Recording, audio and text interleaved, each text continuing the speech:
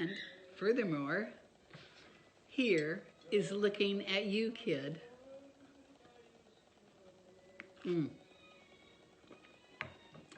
Good hot cappuccino. We're going to do a little Christmas video today. You know, I went to a ladies' Christmas tea yesterday, and the speaker asked us to remember the best Christmases that we've ever had. And it was so weird because I didn't think of any current ones. I went back to my childhood, which is so strange because we were so dirt poor. And yet the memories that I have of Christmas go back to those days with my mom and my siblings at home. And I'm a storyteller, so I'm gonna tell you some stories. Maybe you've heard some of these before, but you're gonna hear them again. This is my mother dressed up like Santa Claus. And in this picture, she's probably close to my age now. I know she was in her 70s.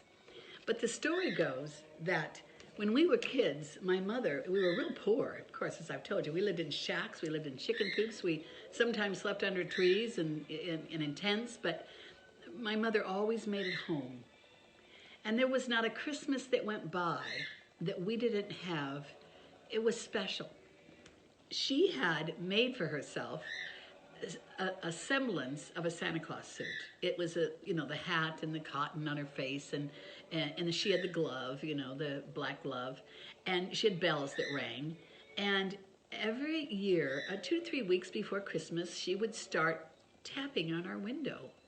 And oh my gosh, when we were just ecstatic, and we would swear that we saw the sleigh go over the hedge. We'd say, oh my God, there he goes up into the sky. And our little minds just came alive. And she would do this 2 or 3 weeks before Christmas every single year. It was just delightful. And we thought we were really special because here we lived in these horrible little places, but we'd go to school and say, did Santa Claus come to your house? No, well, he came to our house, we always had Santa when nobody else did.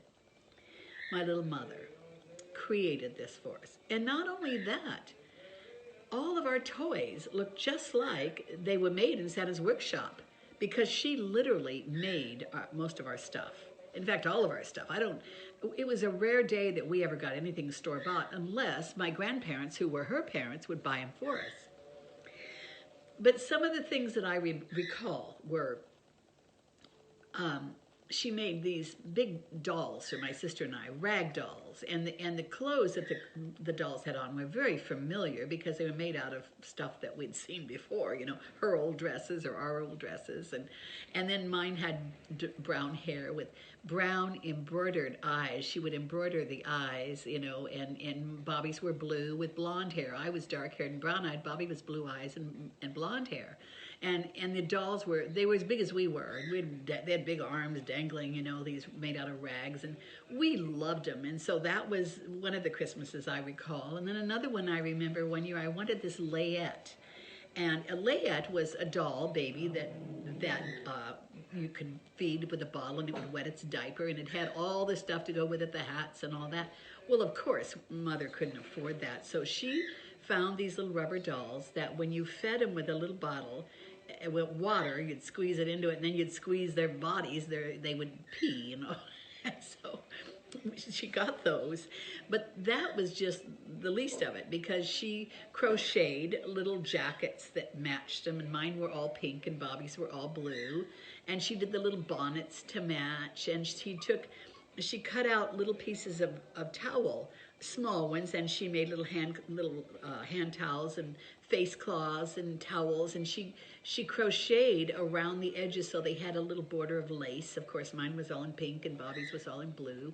And then she took little bars of soap that she would carve out of her homemade lye soap, little small ones, and she would write soap across the front. And so she had these little layettes. And then somehow she mounted them on a board, a piece of cardboard. And when we woke up on Christmas morning, there under the tree was our little layette. And it was beautiful. And I was always content and happy with whatever she chose to do. And I can remember she had got herself a little jigsaw.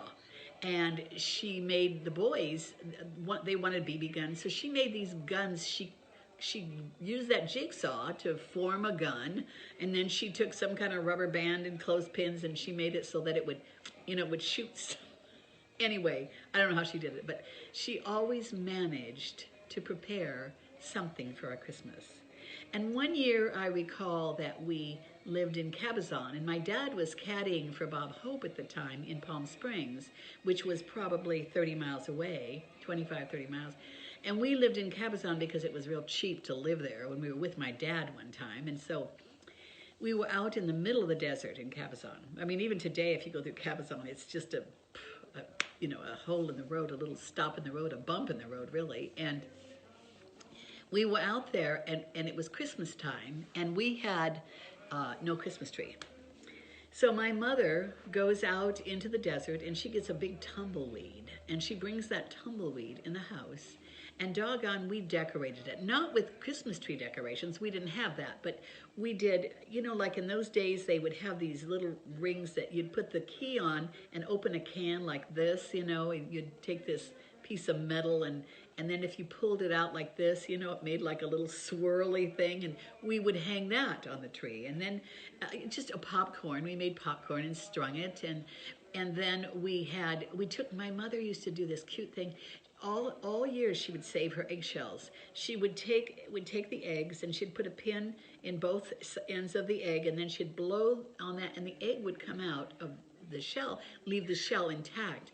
And then she would get crayons, and she would paint Santa's face on it, crepe paper and cotton, and then she'd put string through the hat, and we would hang those on the tree, little Santa Claus heads. And then we would go out and sell them. And we'd sell them for 10 cents a piece or 3 for a quarter. She would walk down lighted streets with us, and we would go door to door, knock on the door, and sell these little things and try to get some money together. But my mother made Christmas so special. And I want to encourage you. You don't have to have a lot of money. But I never did the memorable Christmases for my children that my mother did for us. They say that, how did it go? I got this once, and now I'm going to miss it again. Need is the mother of invention. Yeah, that's it. Okay, so need is the mother of invention. My mother did all that because she needed to do it. She didn't have any other means to take care of these 4 little children that believed in Santa Claus with all their hearts. So what a neat mom we had, and I want to tell you, I want to recite a poem that my sister wrote for my mother in regards to the Santa Claus knocking at the window. And so I'm going to recite it for you. This was written by my sister, Bobby Harrell, by the way, who has a book. This is her book, Blinds, Patches, and Twine by Bobby Hagar Harrell. Now, this book sells for $15, and it's not a thick book, as you can see, but oh my gosh, you guys. You want to know some of the Hagar memoirs? Get this book. It's on Amazon. You can also private message me or let me know on the bottom of this, and I can send it to you. $15, Blinds, Patches, and Twine by Bobby Hagar Harrell. And, I would just be amiss if I didn't tell you to do mine at the same time. I mean, you all know about mine, Hidden Treasures in Secret Places, but I love this. And this book is dedicated to my mother because she taught us how to find those hidden treasures that were in secret places, places you least expected, like a tumbleweed decorated, for instance. That was a hidden treasure in a secret place, and it was beautiful. And Mother was so good at that. So I dedicated that book to her. And mine is also on Amazon, Velma Hagar, Hidden Treasures in Secret Places, or private message me. I'm talking fast because I'm running this longer than I wanted to. But this is a Christmas one, so what the hey? See my Christmas tree in the background? Pretty, huh? Okay, the poem. My sister wrote this to my mother, and it's so beautiful. There we'd sit, the 4 of us, all playing with our jacks, when suddenly a jolly face was tapping at our glass. The whiskers, hat, and round red cheeks all made the trick complete. The fact that old Saint Nick should visit our house unique, for nothing much our home could offer other than the fact there was warmth and homemade comfort very apparent in this shack. How many times our treasured guest appeared, I cannot say, but every time he came, our mother was away. We wanted more than anything these two should finally meet. For how could Mom imagine if she could not see? And then one day, a sunny one, while playing in our garage, I ran across an old red suit, hat, whiskers, and all. There I stood, a sickened sight, to realize all in time the prize we all had treasured was just our mother's size. Now the years, they roll on by, now and then replaying all the thoughts of childhood that made our world worth staying.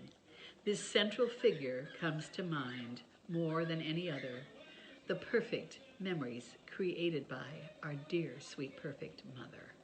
Is that gorgeous? That was written by my sister, Bobby Hagar Harrell, and her book is full of other poems equally as nice. And, you know, she's the real poet in our family. I know I write poetry for all the people that I love on their birthday, but she's the real poet. Anyway, I wanted to wish you guys a Merry Christmas. And I wanted to tell you that no matter how much money you have, do something special for your family, for your children and your grandchildren. Make memories like my mother made for us. I just can't tell you how much I appreciate those years that my mother... I'm 77, and yet you ask me today to remember the best Christmas, and I'll tell you, it was a year when we didn't have any money, and when Santa came knocking on our window, and when we had a tumbleweed decorated in our house, or we were selling eggs going down the street made up to look like Santa Claus. Those were the years. Those were the years. A true Christmas to remember. This is Velma Hagar. This is pretty serious. And until next time, I'm bidding you a blessed day, and I'm wishing you a Merry, Merry Christmas. Make memories. Bye.